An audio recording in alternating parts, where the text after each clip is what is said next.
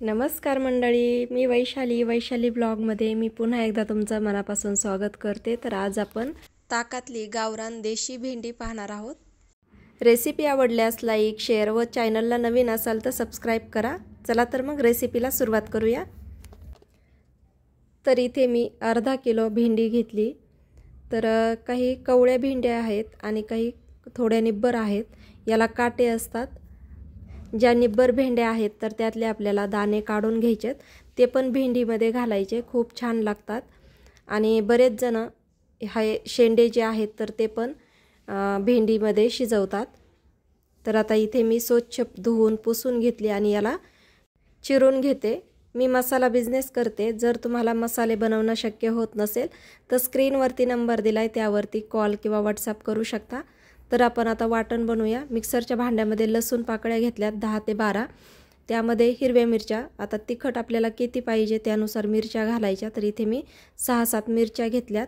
कढई गरम करत ठेवली, त्यामध्ये तेल घातलंय। तेल जास्त नाही घालायचं, थोडंच घालायचं।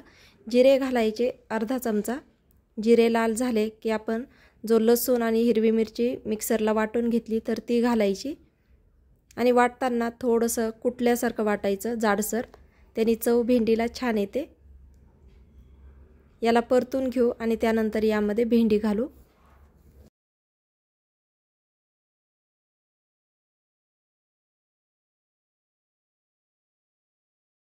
परतून झाले, आता यामध्ये भेंडी घालायची।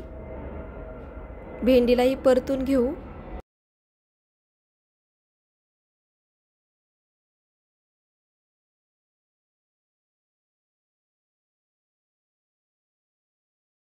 भेंडी परतत आली की यामध्ये मीठ घालायचं। तर इथे मी 1.5 चमचा मीठ घालते। मीठ घातल्यानंतर भेंडीला मिक्स करायचं आणि त्यानंतर शिजण्यासाठी यावरती आपल्याला 3 ते 4 मिनिट झाकण ठेवायचे, अधूनमधून हलवत राहायचं। भेंडी छान नरम झाली। आता यामध्ये आपल्याला ताक घालते, मोठ्या वाटीने 1 वाटी। तर दही किती आंबट आहे किंवा ताक किती आंबट आहे त्यानुसार आपल्याला यामध्ये घालायचे। भेंडीसाठी खूप आंबटही घ्यायचं नाही किंवा कमी आंबटवालं पण चालत नाही, म्हणजे चांगलं लागत नाही। मीडियम आंबटचं घ्यायचं। आता यामध्ये थोडं पाणी घालायचं आणि याला आपल्याला असंच शिजत ठेवायचे।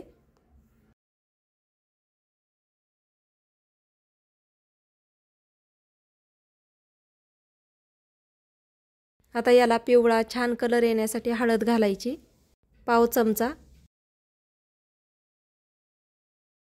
तर भेंडीमध्ये ताक घातल्यानंतर झाकण ठेवायची गरज नाही, पण मी घेतलेल्या भेंड्या थोड्या निब्बर असल्यामुळे मी याला 3 ते 4 मिनिट झाकण ठेवते आणि बघू शकता मस्त असे।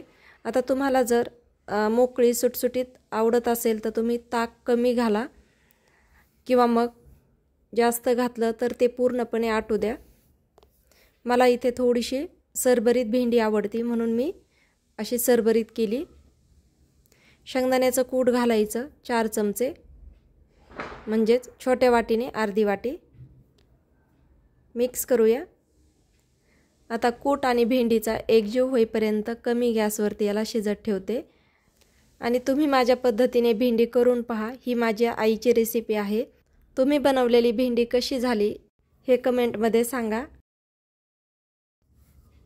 तुम्ही भेंडी कशा पद्धतीने बनवता हे मला कमेंटमध्ये सांगा। व्हिडिओ पाहिल्याबद्दल धन्यवाद।